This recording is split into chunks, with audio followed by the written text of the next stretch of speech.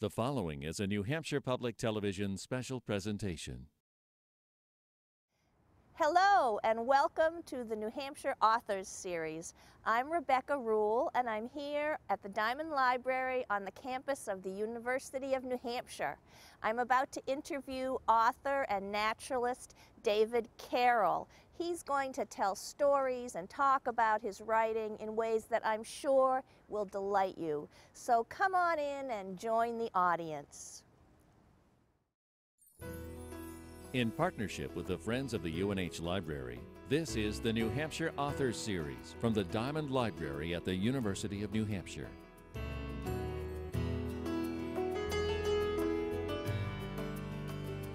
David Carroll is an author, artist, lecturer, and a passionate advocate for wetlands preservation. He lives in Warner and runs a home-based business, the Carroll Family Art Studio, which features not only his work, but the watercolors of his wife, Laurette, the feather paintings of his daughter, Rihanna, and pen and inks by his son, Sean. His daughter, Rebecca, is also an acclaimed author. David's books include Trout Reflections, Swamp Walker's Journal, The Year of the Turtle, Self-Portrait with Turtles. He really likes turtles. His new book, which will be finished by April, has the working title, Following the Water, a Hydromancer's Notebook. Among his many awards, the John Burroughs Medal for Nature Writing and a 2006 MacArthur Fellowship, also known as the Genius Award, which bestows, unasked, a potload of money on, on people who foster lasting improvement in the human condition. Nature writer Annie Dillard called him a genius, a madman, a national treasure. Welcome, David Carroll.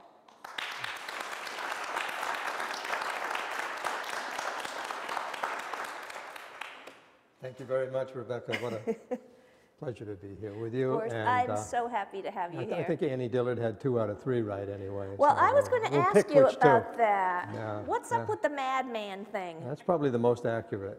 That's probably the most accurate. Yeah. So what's a hydromancer? I looked it up, but I thought others might not know. Well, basically it is one, the short version is it's one who divines things through observations of water.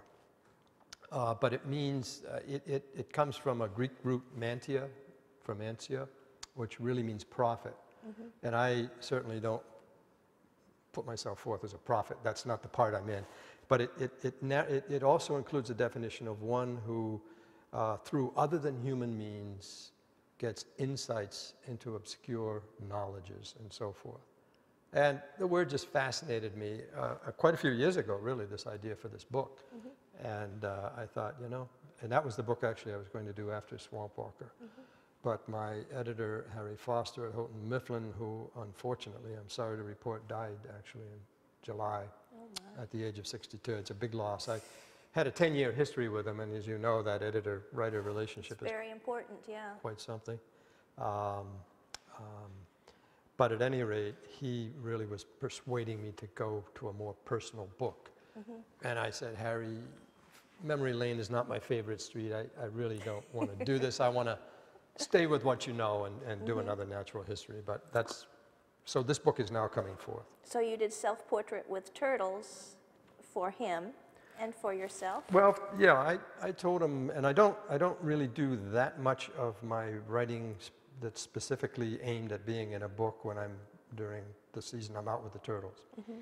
I do make notes here and there that eventually I work on over the winter when I do 90% of my artwork and my writing. Mm-hmm. Because there's a couple of different venues going on there. But I told Harry, a wonderful man, an editor, that I would take a notebook with me and have it specially for that.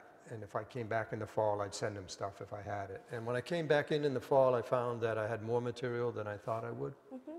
I found that I was comfortable with the approach I came up with and that I liked it. Mm-hmm. And I sent it to him and he liked it. The editors were very high on it. And so we proceeded. And that's how Self-Portrait came into being. Well, when I saw your first book, The Year of the Turtle, I think it was before I knew you, and we've known each other for a while. A long time. But I was so amazed that the same person had written the words and made the beautiful paintings in that book. I mean, that to me is, and then you have this third thing of just being a highly knowledgeable naturalist. So you're out in the field a lot of the year. Then you come in, you turn inward, you do the paintings, Yes. and you write the stories. It's a passion.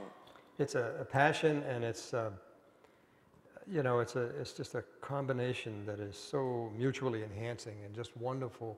It's a gift. I mean, you know, we all have various talents, and to be able to use them and to have been able to live long enough and have enough good health and good luck and last long enough, this was an idea very, very clear in my mind when I was 17 or 18 years old. And I was a mere lad of 45 when I got my first book contract. But I always wanted to combine those things. I wanted to combine that naturalist bent that I had. I wanted to use my art, and I wanted to use my scientific reportage writing, but also my creative writing. And this provided that opportunity. And then it took a long time to get that first contract. After that, the books pretty much have come in, not overnight, but in sequence. Now, there's a story, I think it's in, I'm not sure which of your books it's in, but it talks about you as a young boy finding your first wetland. Would you just tell that story briefly? What happened was at age 8, my father more or less ran away and joined the Navy from Pennsylvania, a long way to water, but he ended up in the submarine service. So, and then he asked my mother to join him, and my brother and I was 8, he was 7. So I ended up in southeastern Connecticut, which at the time had, you know, a lot of wetlands and things. And third day in town, I didn't know any kids or anybody around. In June, I drifted out alone. And that's not easy to do. My mother always had a very watchful eye. You slipped away. I slipped away, and I entered this world. I slipped into a world that was just incredible. And I was already spellbound just seeing the stream and dragonflies, frogs, and this backwater marsh with reeds, and it was just so entrancing. And then I saw something moving in the reeds, and I watched to see what am I going to see next, you know? And this is a pattern for life now. What is next out here?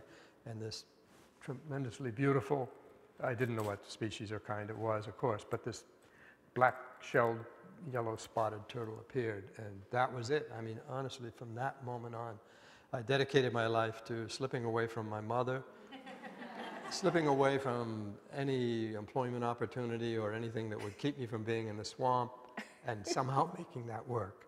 And then eventually the other things, the art and the writing, and I'm still trying to slip away.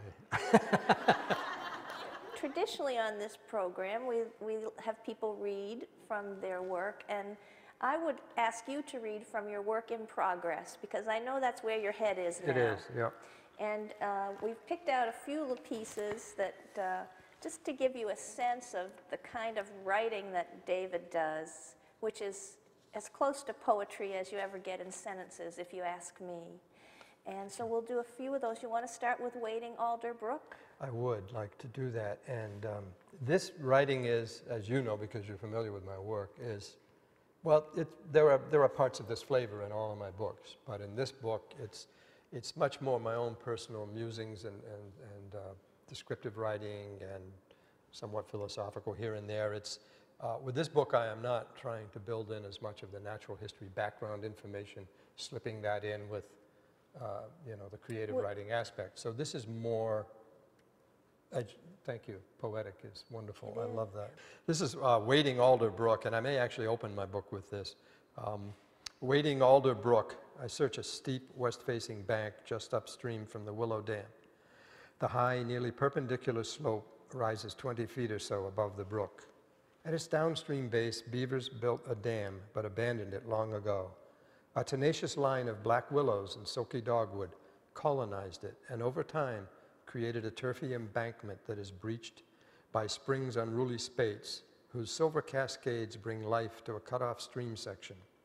But in low water autumn, this natural levee deflects a steady slide of water through the alder lowlands. In scanning the mesmerizing play of lights and shadows upon the brook and all along its banks, I feel as though I have a glimpse into the soul of the season. Set against the bank slope, my own silhouette is alive with wavering lights, golden shimmerings in a slow-moving black shadow shape. These rippling threads are sunlight tossed off from a wind-ruffled, quiet backwater where, just off the channel's more enlivened run, water striders serenely glide. I see that the flickering reflections can only come to light in shadows.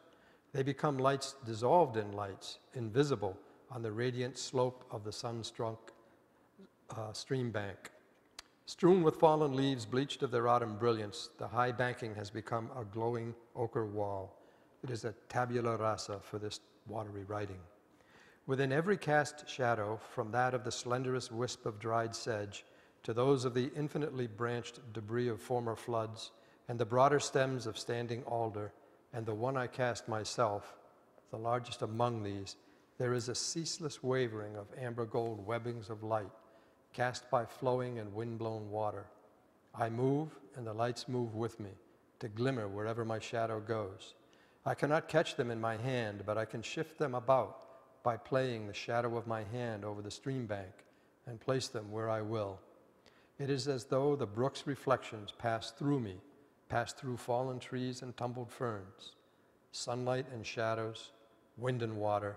At this late afternoon hour in deepening autumn, the world becomes translucent, immaterial. Thank you. There you Thank you.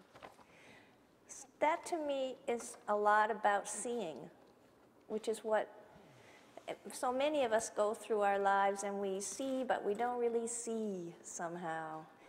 I've trained myself, or been trained by looking so long, because from that first moment, literally, that seeing and the patterns of the plants and I mean, I can be moving along and you know, out of the corner of my eye, I'll just see a leaf shape will suddenly catch my attention. I'll think, wait a minute, that's not in my bank of botanical search images. You know, sometimes it's a very specific item that I see. But then it's just the act of seeing is I guess seeing and being there and seeing there. Those are very, very important.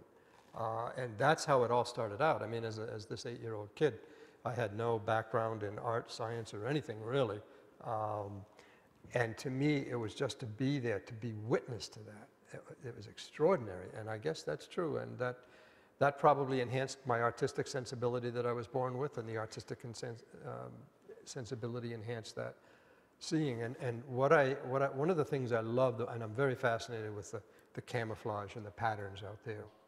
I just don't get tired of seeing that. And although it's so familiar, and I've seen it so often, I can't embrace it enough. I can't see it enough. And then there's always something, almost always something. It doesn't have to be shockingly new. There's some new slant of light or something. I guess, yeah, it could keep me amused You forever. see it and then you name it, which names are so important. That's another interesting point, because to me, for some reason, the names of things, which I didn't know at first at all, I couldn't name. Right. You know, I knew bird, frog, turtle, grass, leaf, tree. I had a nice Tarzan vocabulary, you know.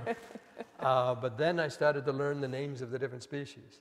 And I thought, that's not just a tree. There's a big, huge, giant difference between a red maple tree and a red oak tree and a white pine tree. And that's not just a grass. There are grasses, there are sedges, there are rushes. And that's not just a sedge. That's Carex longicarpa. That's long-stemmed sedge. You know, and I just began to build this kind of litany of names. And that's, I was talking to you when we were talking on the phone this week about some of my other obsessions, the language thing. I just love to learn names and languages. How many languages are you studying right now? 4 languages. I speak 3 pretty well, and I may be over my head here. I'm trying to add French to the German and Spanish and Italian. German, Spanish, Italian. Yeah, those I've got a pretty good grip on. English. English too. Yeah. Japanese. Unaka ni asukimashita. Konnichiwa. That's amazing. That's amazing. I think anything we're fascinated with or fascinated by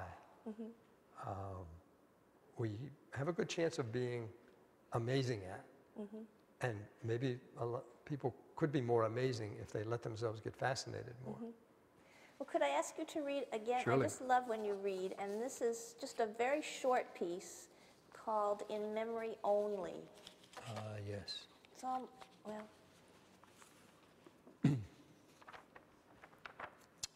In memory only. That breath of air just now breathed back to me from the heated stream bank, the scent of the sun on earth rising on the slightest stirring of the air, the mingled scents of moss and leaves, the brook. I remember and am there again, in that place that no longer exists, as a young boy who no longer exists.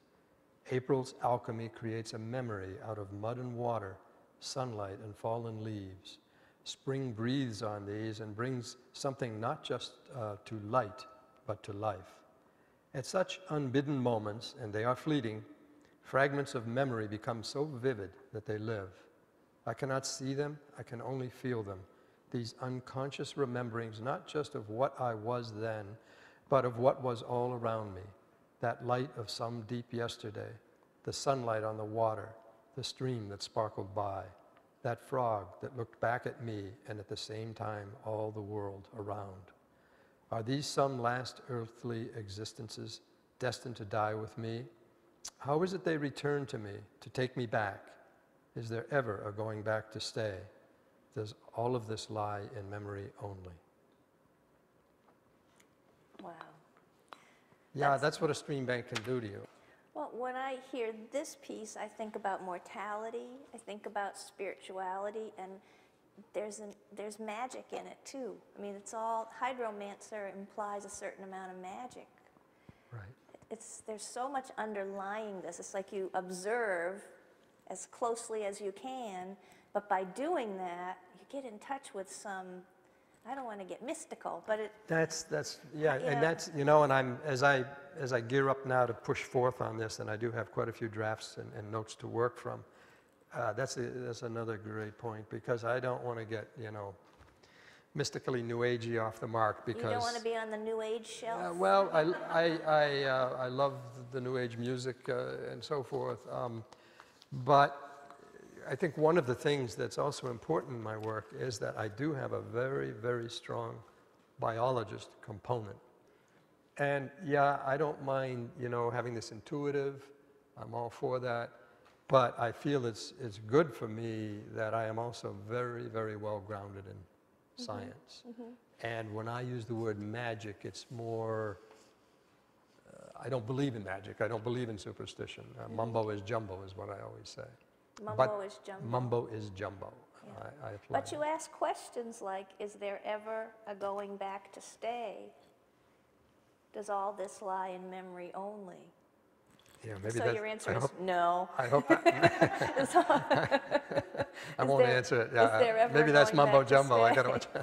But it's wonderful But to it- ask the questions. I let myself go, and you know, but then, as I say, I have that other grounding as well, and we'll see how it Well, turns there's out. this other little piece that goes with that, Girl Dancing Tree. Would you read that? And Surely. I think Yep. that will deepen our discussion a little bit. And then, this'll- we'll get political. Now this will really get us off there. I love this piece. I this'll- love this, Mr. No Mumbo Jumbo. Oh. I think we better skip this one here. Oh, this no. is- Oh, no. Yeah, here's pure science. All right, Mr. Scientist, I'm empirical. Mr. Science, Leonardo da Vinci. You really set this up beautifully. Thank you. Girl dancing tree. I walk long shadows again today and again today. The light breezes are at play in them. I feel the heated sun in open field spaces and sun slants among the shadows. I see a young girl dancing. It is the wind in a sapling big-toothed aspen, turning golden leaves over to shimmer with sun reflected from their pale undersides. She dances a moment in an open space with little blue stem grass bronzing all around and gray goldenrod fading to seed on the sand flats where the hatchling wood turtles have departed from their nests. She stands still as a sapling again, just for a moment, and then is dancing leaves once more, a young girl dancing on the restless wind, so supple, swaying and bowing in her circumscribed place in this clear field with its crickets singing. As I read these signs of another season, I am old enough now that they seem ancient. The sun and the sand and the wind and the leaves and the dancing girl who cannot stay. A silent voice within me asks, as it has every autumn since I was a small boy, where does the season go? And then asks the season, can I go with you? I rest your case.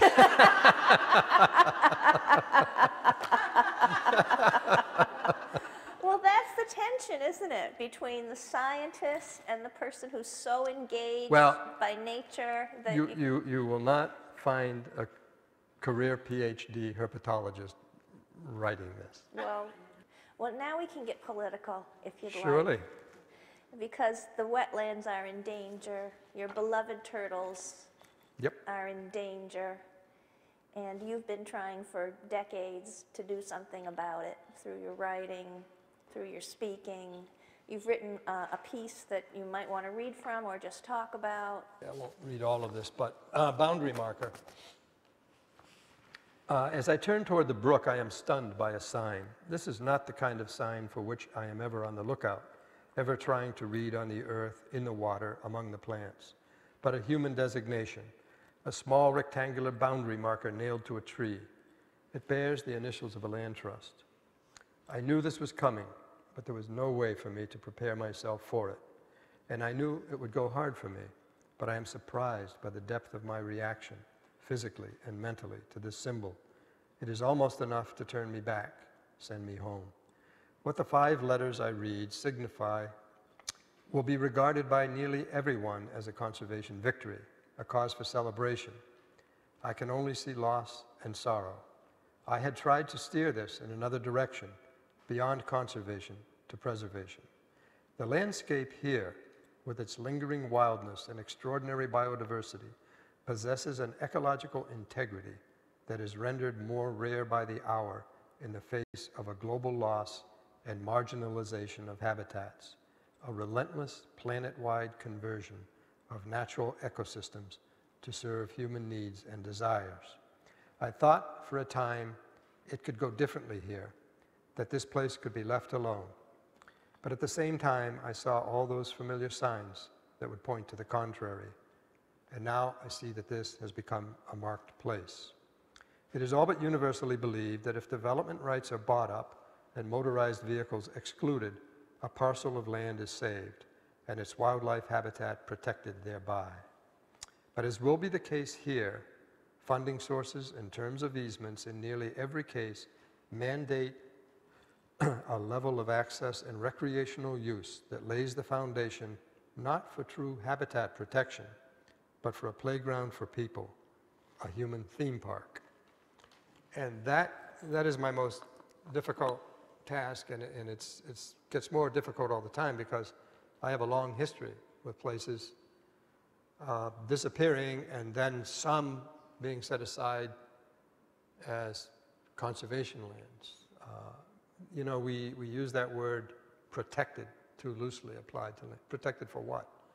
Protected from, you know, a Walmart superstore maybe, protected from a 4-lane highway, but is it protected for the ecology somewhere? Does the ecology come first?